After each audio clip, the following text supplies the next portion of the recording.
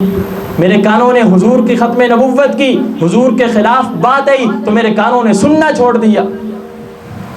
اس نے کہا کہ میں بھی اللہ کا رسول ہوں۔ صحابی نے کہا میں تیری بات نہیں سنتا، تو نے حضور کے خلاف بات کی ہے۔ اس نے پھر کہا کہ مان لے میں بھی اللہ کا رسول۔ اس نے کہا نہیں، یہ نہیں ہو سکتا، تو جھوٹا ہے، تو کذاب ہے، دجال ہے، کافر ہے، اللہ کا رسول نہ نبی ہو سکتا ہے نہ مسلمان ہو سکتا۔ تو اس نے کہا پیچھے دیکھ۔ مسلمہ کذاب نے اس صحابی کو کہا کہ پیچھے، اپنے پیچھے دیکھ۔ صحابی نے پیچھے دیکھا، اتنی بڑی فوج کھڑی تھی۔ اس نے کہا تو اللہ کا نبی مجھے نہیں مانے گا، اللہ کا رسول نہیں مانے گا، میں اس ساری فوج کو تیرے اوپر لاد دوں گا، یہ ساری فوج تجھے رون دے گی، مار دے گی۔ اس صحابی نے اپنی تلوار نکالی اور اس کو اس کے سامنے زمین پر گاڑا اور کہنے لگے سن، میں اپنے پیچھے 8 بچوں کو چھوڑ کر آیا ہوں، ان کو یتیم کروا دوں گا، مجھے ان کی پرواہ نہیں تو اس فوج کی کیا پرواہ ہو۔ اس نے کہا اچھا، یہ تو بڑے ایمان، اپنے ایمان میں بڑا پختہ ہے، بڑا پکا ہے۔ اس نے جلاد کو بلایا، اس نے کہا اس کے پاؤں کاٹو۔ جلاد نے اس کا ایک پاؤں کاٹا، دوسرا کاٹا، پاؤں کو کاٹ دیا گیا۔ اس مسلمہ کذاب نے کہا اب بتا، اب مانے گا میں بھی اللہ کا رسول؟ اس نے کہا نہیں، یہ نہیں ہو سکتا، تو جھوٹا ہو سکتا ہے، اللہ کا رسول نہیں ہو سکتا، مسلمان نہیں ہو سکتا۔ تو اس نے کہا اس کے ہاتھ کاٹ دو۔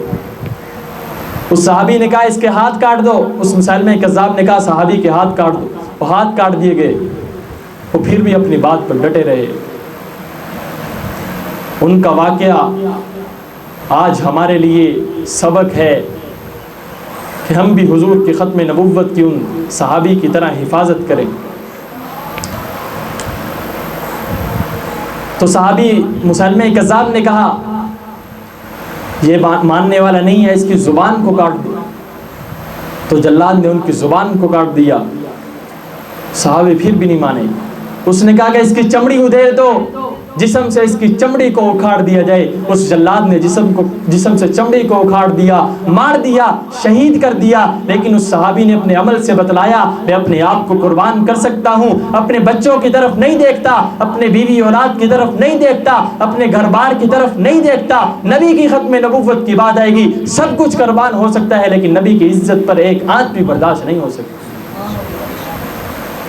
اب صحابہ فرماتے ہیں ہم اس کی لاش کو واپس لے کر آئے۔ بورے کے اندر، گٹو کے اندر ایک لاش تھی اس صحابی کی، بوٹیاں ہو چکی تھی، ہاتھ پیر کٹ چکے تھے، زبان کٹ چکی تھی، جسم کے اوپر سے کھال اکھڑ چکی تھی، بوٹیاں ہو چکی تھی، خون رس رہا تھا۔ وہ صحابہ فرماتے ہیں ہم اس کی لاش کو واپس لے کر آئے۔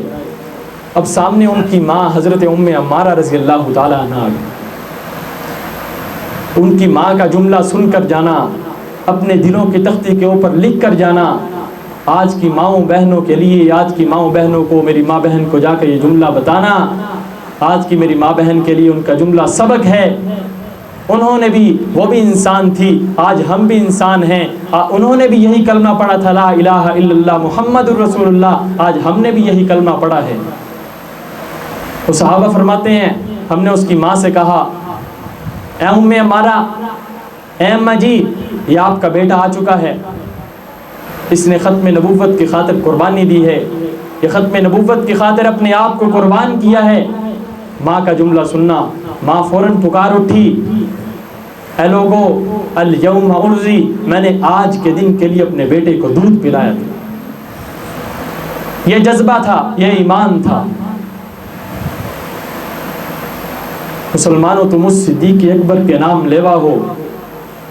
جب حضور صلی اللہ علیہ وسلم کے بعد مسلمہ کذاب کے خلاف جنگ لڑی گئی،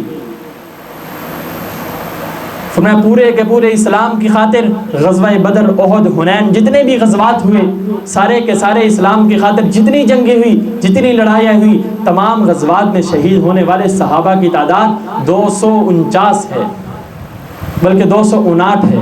لیکن ختم نبوت کی خاطر مسلمہ کذاب کے خلاف جو پہلی جنگ لڑی گئی، اس میں شہید ہونے والے صحابہ کی تعداد 1200، اور ان میں سے بھی 600-700 حافظ قرآن تھے۔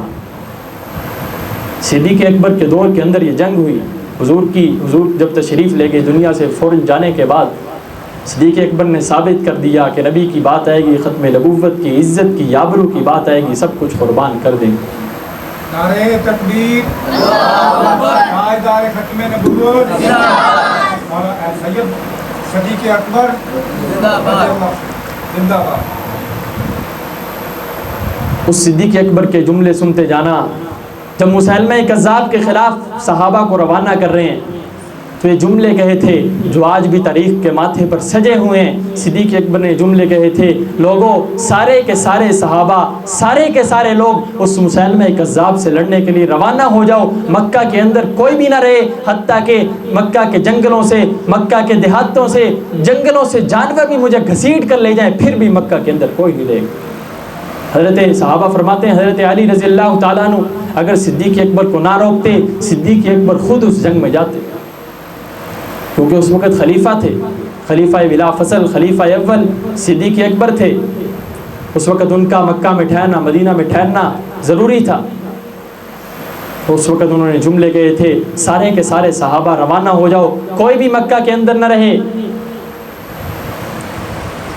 حتیٰ کہ مجھے جنگلوں سے جانور گھسیٹ کر لے جائیں، پھر بھی یہاں پر کوئی نہ رہے۔ تو آج اس نبی کی ختم نبوت کی بات ہے، آج صحابہ اہل بیت کی بات ہے، تو آج ہمارا جذبہ بھی ان صحابہ جیسا ہونا چاہیے۔ سید عطاء اللہ شاہ بخاری رحمۃ اللہ علیہ فرمایا کرتے تھے، ختم نبوت کا مسئلہ یہ عقل کا مسئلہ نہیں ہے، یہ عشق کا مسئلہ ہے۔ جس طرح صحابہ حضور کے دیوانے تھے، حضور کے ختم نبوت کے دیوانے تھے، اسی طرح مسلمانوں ان حضور کے ختم نبوت کے، صحابہ کے اسی طرح دیوانے بن جاؤ۔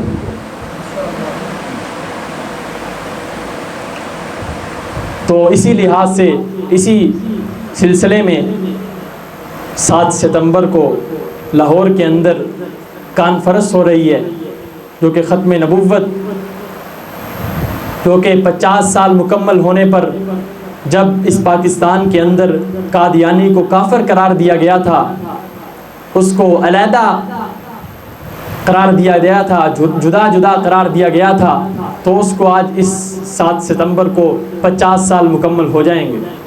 تو اس وجہ سے اس سلسلے میں لاہور کے اندر مینار پاکستان کے اندر کانفرنس ہو رہی ہے، جس میں آپ حضرات بھرپور کوشش کریں کہ ہمارے گاؤں سے، ہمارے دیہات سے ایک پوری کی پوری گاڑی جائے، تاکہ ہم نے قادیانیوں کو، نبی کی ختم نبوت کے خلاف باتیں کرنے والوں کو ہم نے بتانا ہے کہ ہم نبی کے دیوانے، ختم نبوت کے پروانے زندہ ہیں۔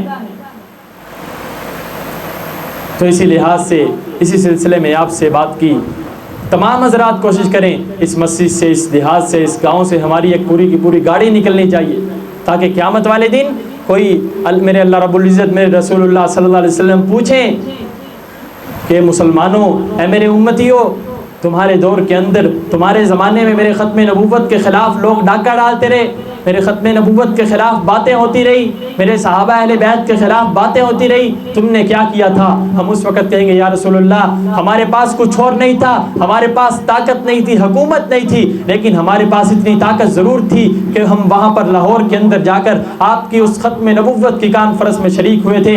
ہم نے قادیانیوں کو، رافضیوں کو، کافروں کو بتلایا تھا کہ نبی کے پروانے، ختم نبوت کے دیوانے بھی زندہ ہیں۔ ہماری پہچان، ساری پہچانیں بعد میں ہیں، ہم کسی بھی جماعت کے کارکن، نون لیگ کے کارکن، پی ٹی آئی کے کارکن، جمعیت کے کارکن بعد میں ہیں، سب سے پہلے نبی کے امتی ہیں، سب سے پہلے ختم نبوت کے دیوانے ہیں، ختم نبوت کے پروانے۔ تو اللہ رب العزت سے دعا ہے، جو کہا سنا اس پر سچی سچی طرح عمل کرنے کی توفیق نصیب فرمائے۔ وما علینا الا البلاغ المبین، سنت ادا کریں۔